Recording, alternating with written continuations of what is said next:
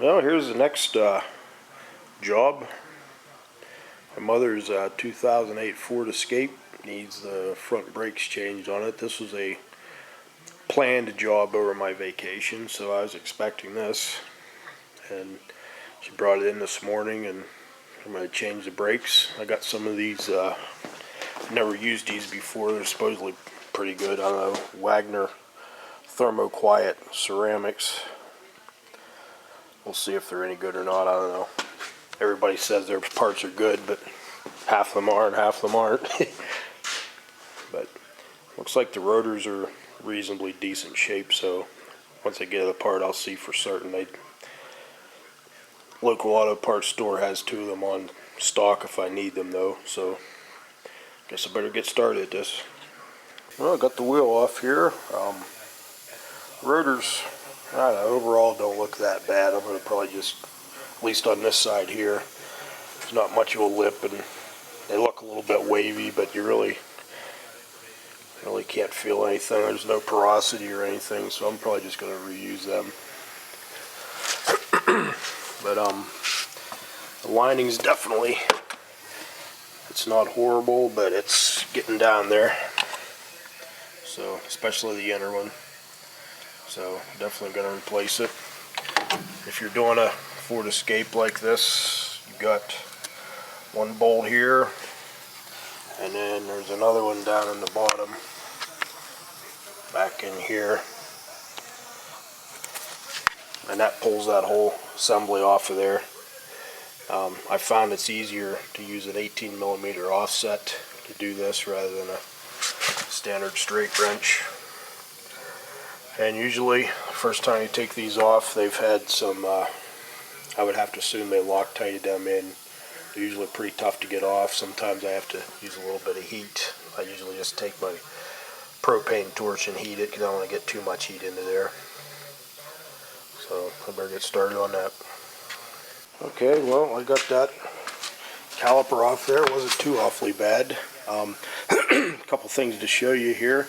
Number one, I generally, if I'm reusing the rotors, I try to take the, what do you call it, the glaze off of them. And I've actually got a little bit of a tool to do that. Flex hone for rotors. It seems to do a pretty nice job. Both sides, basically you just want to matte finish. You don't want to take too much off. Really, you don't want to take anything off other than just the glazing. Second thing, leave your back pad in and then use a C-clamp to push that piston back in. Now that isn't applicable to all disc brakes. It is for this particular one. There's some, especially the rear, where you actually have to turn it in. But on this Escape, that's what you do. And also, you definitely want to support your rotor so it's not hanging off the brake hose. I usually use some mechanics wire or a couple tire wraps or something to support it. And before you squeeze that in, take your cap off, because the pressure has to go somewhere. If you don't do that now, sometimes it holds enough pressure and you pull that off of there, you'll have brake fluid blow all over your engine. So I'm going to squeeze that in and I'll be back in a minute. Okay, I've got that squeezed in, and it'll kind of chew the pad up a little bit, but who cares, you're throwing that one away anyways because it's junk. So that'll give you enough clearance that you can get the new brakes down over the rotors. While you're here, some of these, like this one here, has this little spring clip here that kind of stabilizes the two halves. Take that off and make sure that this moves. And this one moves freely. If it doesn't, then you want to pull these pins apart and use some high temp lube and lube them up to where they do move freely. Otherwise, you'll wear one pad out way quicker than the other. And don't forget, put the cap back on the master cylinder. Of course, we'll have to take that off to do the other side, but alright, back at it. Okay, well, there's the old ones off of there. You can see they're definitely pretty thin, especially the inner one. And the new ones, quite a bit more life there. One thing you want to do, now I know for a fact that on this Escape they're both the same on both sides, but I've run into some vehicles where you'll have different pads on one side to the other as far as passenger or driver side. So you want to always kind of compare part numbers. If you look at these, the part numbers are exactly the same on all four of them. And I've changed pads on Escape before, and I know they're the same pair. You know, obviously the two of them on each side are different. This one here actually goes in to the inside the piston for the caliper, and then this goes on the outer one. But that's something just to kind of keep in mind if you're changing brakes on other vehicles, that sometimes there is a difference in the pair from one side to the other. While I was in here, I thought I'd show you a problem I ran into an Escape years ago. This, let's see if I can get it. This toothed wheel right there on the CV, on the constant velocity, that's for the ABS. And I actually had one of those crack one time and break, and eventually actually fall off, and your ABS light comes on, and basically you won't have any ABS on that particular wheel. I can't remember, I don't think the brakes grabbed all the time. Basically it just disabled it, but I don't know if that happens all the time on all vehicles. I know actually my mother had a 2002, I think it was, Ford Escape that happened to, and a couple people I work with also had that happen to them. So that's just another little thing to keep an eye out for if you're changing brakes on one of these. Check that little toothed wheel, see if it's still there or cracked or broken. Alright, well, they're all in there. That's what it looks like when everything's seated correctly. You want to make sure that this one here is seated all the way back in the piston, and this one here on the back, and then there's your little spring back on there. One little tip for getting that back one in there, get this big spring here. You want to get the bottom started first, and then basically just push straight forward like that, and these top two will more or less snap right in. Well, I gotta get this thing back together and start on the other side. So, well, it's all back together.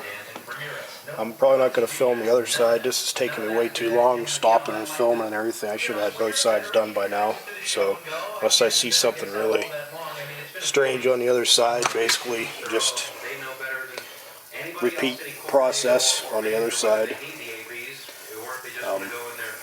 I guess what I will do here is once I put the wheel on, I'll show you. Don't bang that on with an impact wrench. You actually torque them. I usually take the impact and run it where they just touch, and then torque the wheels. So I'll do that here in a second. Okay, I got the wheels on there, and the lug nuts are just started.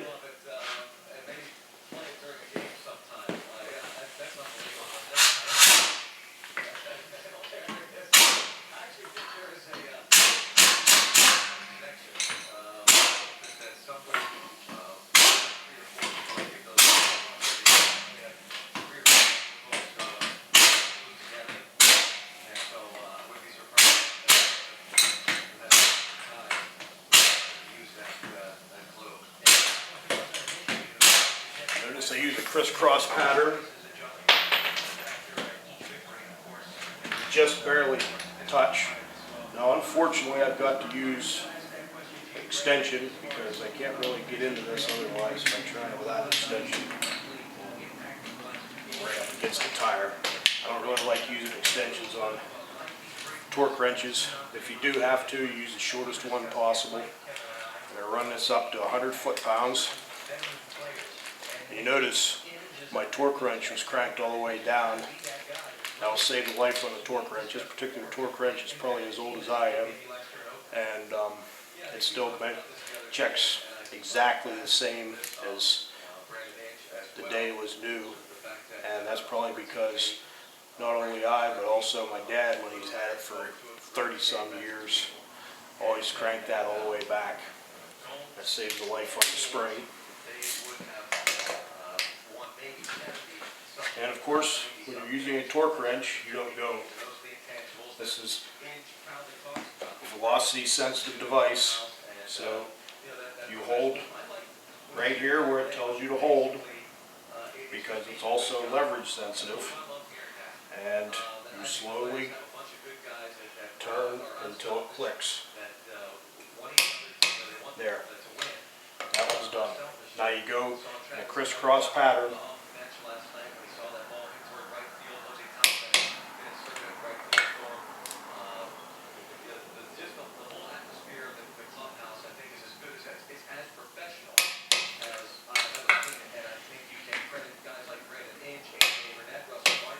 I'll notice I went a little bit quicker on that one, and I think it broke a little quicker than it probably should have.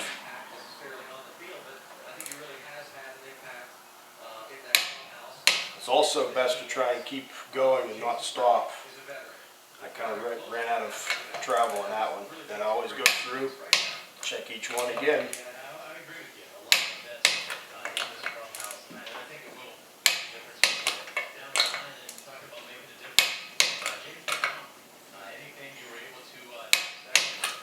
And that's that.